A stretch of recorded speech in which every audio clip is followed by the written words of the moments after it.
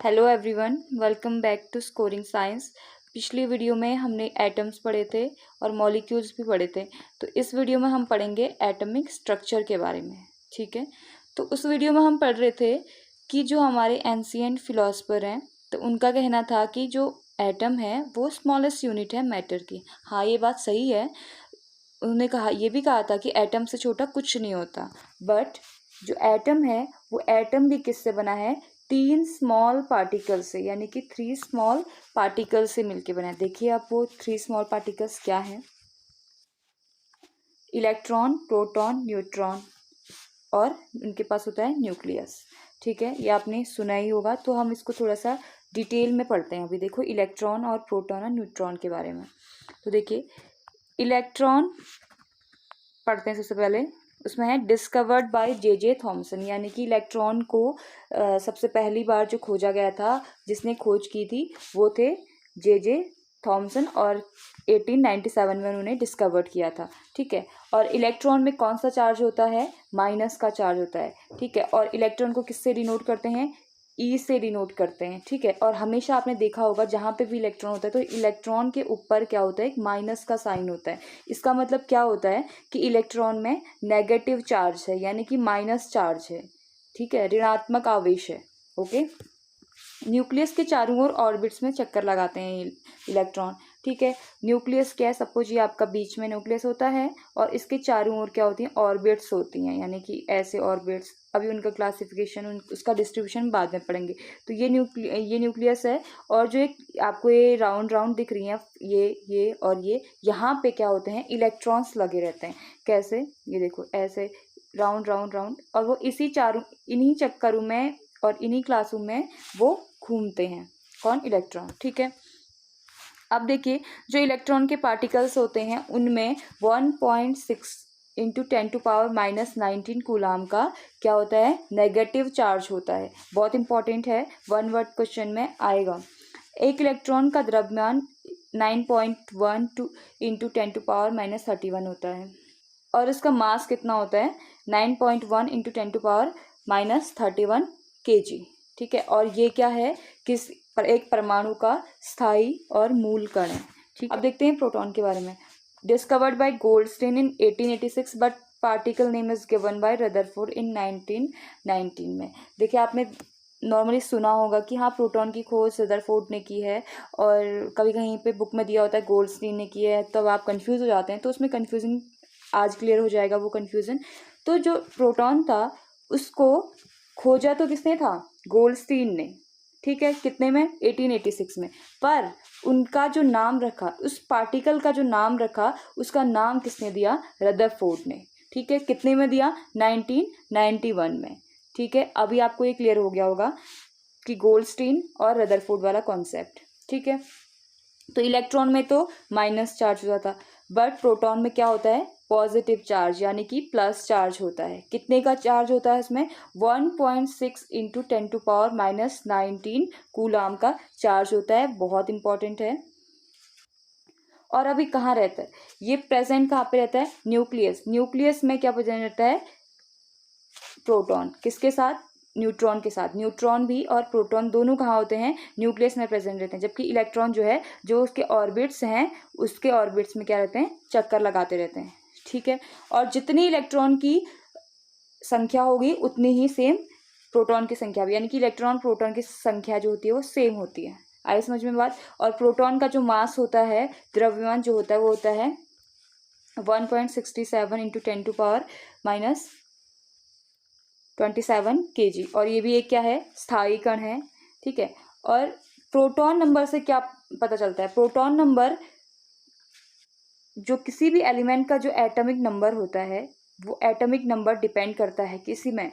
इसी proton number में depend करता है। इसके बारे में हम डिटेल में अभी आगे पढ़ेंगे। तो ये तो हो गया प्रोटॉन। अब देखिए न्यूट्रॉन आती है। न्यूट्रॉन को डिस्कवर किया था जेम्स चैडविक ने।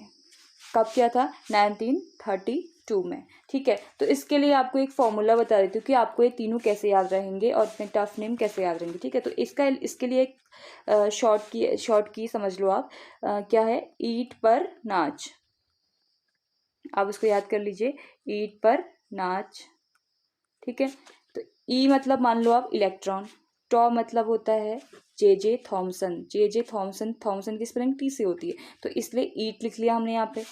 पी मीन्स हो गया प्रोटॉन, और प्रोटॉन का लिख लिया हमने क्या, रदरफोर्ड, ठीक है। नाच, नो मीन्स हो गया क्या, न्यूट्रॉन, और इसकी खोज किसने की, चैडविक ने। तो इस तरीके से आप काफ़ी इजीली इन सबको याद कर पाओगे, ठीक है। और इलेक्ट्रॉन में कौन सा चार्ज होता है, माइनस चार्ज होता है।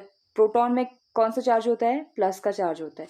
बट न्यूट्रॉन में क्या होता है, कोई भी चार्ज नहीं होता, ना ही पॉजिटिव चार्ज ना ही नेगेटिव चार्ज, ठीक है। और ये क्या है, जैसे प्रोटॉन और इलेक्ट्रॉन क्या थे, स्थायी कण थे, बट न्यूट्रॉन जो है वो अस्थायी कण है, पर ये न्यूक्लियस में ही मिलता है, ठीक है। न्यूक्लियस में क्या क्या मिलते हैं आपके, प्रोटॉन और न्यूट्रॉन, ठीक है।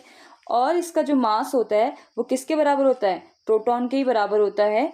प्रोटॉन का कितना होता है, 1.67 इंटू 10⁻⁻27 kg, ठीक है। और इसमें क्या होता है, कोई आवेश नहीं होता, यानी कि कोई चार्ज नहीं होता है, तो इसीलिए इसका यूज़ किसमें होता है, न्यूक्लियर फिजन में होता है, और मेडिकल साइंस और बायोलॉजी में इसका आजकल काफ़ी यूज़ होता है। किसका, न्यूट्रॉन का यूज़ होता है, ओके। न्यूक्लियस मतलब कि सेंटर पार्ट, यानी कि जो बीच का पार्ट है उसी को हम क्या बोलेंगे, न्यूक्लियस बोलेंगे, ठीक है। और ये क्या होता है, काफ़ी डेंस रहता है। डेंस क्यों रहता है, क्योंकि इसमें क्या प्रेजेंट होते हैं, प्रोटॉन प्रेजेंट रहते हैं प्लस न्यूट्रॉन भी प्रेजेंट रहते हैं, तो इसलिए कि इस सेंटर पार्ट को क्या बोलते हैं, ये हाईली डेंस रहता है, और इसको बोलते हैं न्यूक्लियस। और ये न्यूक्लियस के चारों ओर क्या होते हैं, इलेक्ट्रॉन्स लगे रहते हैं, ऑर्बिट होती है, वहाँ पे क्या घूम रहे होते हैं, इलेक्ट्रॉन्स घूम रहे होते हैं, ठीक है। अब देखिए न्यूक्लियस को किसने खोजा, न्यूक्लियस को डिस्कवर किया था किसने, रदरफोर्ड ने, ठीक है। और इसी की वजह से उनको क्या बोलते हैं, फादर ऑफ न्यूक्लियर फिजिक्स भी बोलते हैं, क्योंकि उन्होंने किसकी खोज की थी, न्यूक्लियस की खोज की थी, ठीक है। और इनको केमिस्ट्री में इसी चीज़ के लिए, यानी न्यूक्लियस की खोज करने की वजह से नोबेल प्राइज़ भी मिला था, कितने में, 1908 में, ठीक है। तो आपको समझ में आ गया होगा प्रोटॉन, इलेक्ट्रॉन एंड न्यूट्रॉन। अब देखते हैं एटॉमिक नंबर क्या होता है। अभी तक तो हम स्ट्रक्चर की बात कर रहे थे कि एटम का स्ट्रक्चर, एटम किन किन पार्टिकल से बना होता है और उसका स्ट्रक्चर क्या होता है। अब हम पढ़ते हैं कि एटॉमिक नंबर क्या होता है। देखिए, किसी भी तत्व का नाभिक में उपस्थित कुल प्रोटॉनों की संख्या उस तत्व के परमाणु क्रमांक कहलाती है। बहुत ही ईजी है, यानी कि क्या मतलब हुआ इसका, ये न्यूक्लियस है, और यहाँ पे मैंने बताया था आपको प्रोटॉन होते हैं और न्यूट्रॉन होते हैं। अब जितने प्रोटॉन हैं इस न्यूक्लियस में किसी भी एलिमेंट के, तो उतना ही उसका क्या होगा, एटॉमिक नंबर होगा, यानी कि उतना ही उसका क्या होगा, परमाणु क्रमांक या एटॉमिक नंबर होगा। आई बात समझ में। और इसको हमेशा डिनोट करते हैं किससे, जेड से, ठीक है। किसी भी तत्व का परमाणु विद्युत उदासीन होता है, ओके। इसलिए उदासीन परमाणु में प्रोटॉन व इलेक्ट्रॉन की संख्या बराबर होती है। जितनी प्रोटॉन की संख्या होगी उतनी ही इलेक्ट्रॉन की संख्या भी होगी, पर चार्ज उसमें क्या होगा, अभी भी नेगेटिव ही, मतलब कि अपोजिट होगा। प्रोटॉन में पॉजिटिव चार्ज और इलेक्ट्रॉन में नेगेटिव चार्ज होगा, ठीक है। तो प्रोटॉन परमाणु क्रमांक यानी एटॉमिक नंबर को किससे डिनोट करते हैं, जेड से डिनोट करते हैं, प्रोटॉन। अब देखिए एटॉमिक नंबर को लिखते कैसे हैं, ठीक है। कोई एलिमेंट है, जैसे कि हीलियम है, हीलियम एलिमेंट है, और हीलियम का सिंबल कितना है, He, शॉर्ट में कैसे लिखते हैं, He लिखते हैं, ठीक है। तो इसको हम कैसे लिखते हैं, इसके से साथ में नहीं लिखते हैं, He के बॉटम में लिखते हैं He2। तो ये क्या, इस तरीके से एटॉमिक नंबर को लिखा जाता है। हीलियम का 2 होता है तो ये हो गया नीचे, लिथियम का 3 होता है तो नीचे से उसके बॉटम में लिख दिया जाता है। ये एटॉमिक नंबर हमारे लिए क्यों ज़रूरी है, क्या चीज़ें होती हैं इससे आखिर, ठीक है। तो इससे हमें 3-4 कुछ चीज़ें पता चलती हैं। उसमें है परमाणु के इलेक्ट्रॉनिक विन्यास का पता चलता है, यानी कि किस क्लास में कितने ऑर्बिट आने हैं और टोटल कितने इलेक्ट्रॉन्स आने हैं, ठीक है। और परमाणु में प्रोटॉन इलेक्ट्रॉन की संख्या का पता चलता है कि उसमें कितने प्रोटॉन की संख्या है और कितने इलेक्ट्रॉन संख्या है, इसलिए एटॉमिक नंबर होगा हमारे पास, तभी ये पता चलेगा, ठीक। एनिमल्स के जो कैरेक्टर्स हैं ये भी किस में डिपेंड करते हैं, परमाणु क्रमांक यानी कि एटॉमिक नंबर में डिपेंड करते हैं, ठीक है। ये तो हो गया एटॉमिक नंबर। अब पढ़ते हैं एटॉमिक मास। देखिए, तो एटॉमिक मास क्या होता है, किसी परमाणु के नाभिक में उपस्थित, नाभिक मीन्स होता है न्यूक्लियस में उपस्थित प्रोटॉन और न्यूट्रॉन, और प्रोटॉन और न्यूट्रॉन को जब हम साथ में पढ़ते हैं तो हम उसको बोलते हैं न्यूक्लियॉन्स, ठीक है, की संख्या के योग को उस परमाणु की द्रव्यमान संख्या बोलते हैं। नहीं समझ में आया होगा। सपोज देखिए कोई परमाणु है, उसका न्यूक्लियस है, ठीक है, और न्यूक्लियस में क्या प्रेजेंट रहता है, प्रोटॉन और न्यूट्रॉन प्रेजेंट रहता है, यानी हम उसको कह सकते हैं न्यूक्लियॉन। अब इन दोनों की यानी कि प्रोटॉन कितने प्रोटॉन हैं और कितने न्यूट्रॉन हैं, उन दोनों का जो सम होगा, यानी कि 2 प्रोटॉन है और 2 न्यूट्रॉन है, तो इनका सम जो होता है वही क्या होता है, परमाणु की द्रव्यमान संख्या, यानी कि एटॉमिक मास होता है। उतना ही, जितना इन दोनों को काउंट करके आएगा उतना ही उसका एटॉमिक मास होगा। और नॉर्मली क्या होता है, हम लिखते हैं जैसे जितना हम ये मान के चलते हैं कि जितना एटॉमिक नंबर होता है, एटॉमिक नंबर का सीधे सीधे डबल हो जाता है क्या, एटॉमिक मास।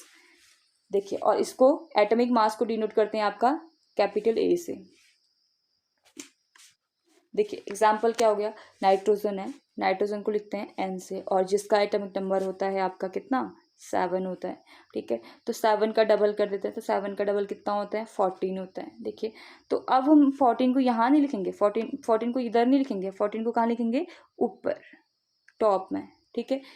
नीचे बॉटम में क्या आएगा, हमेशा एटॉमिक नंबर आएगा, और टॉप में क्या आता है, एटॉमिक मास आता है, और जो कि एटॉमिक मास क्या होता है, एटॉमिक नंबर का एग्जैक्ट डबल हो जाता है। वैसे ही ऑक्सीजन का कितना होता है, 8 होता है, ऑक्सीजन का 8 होता है, और इसका मास कितना हो जाएगा, 16 हो जाएगा। आई होप आपको मेरी एक्सप्लेनेशन समझ में आई होगी। If you like my explanation then please like, comment and subscribe.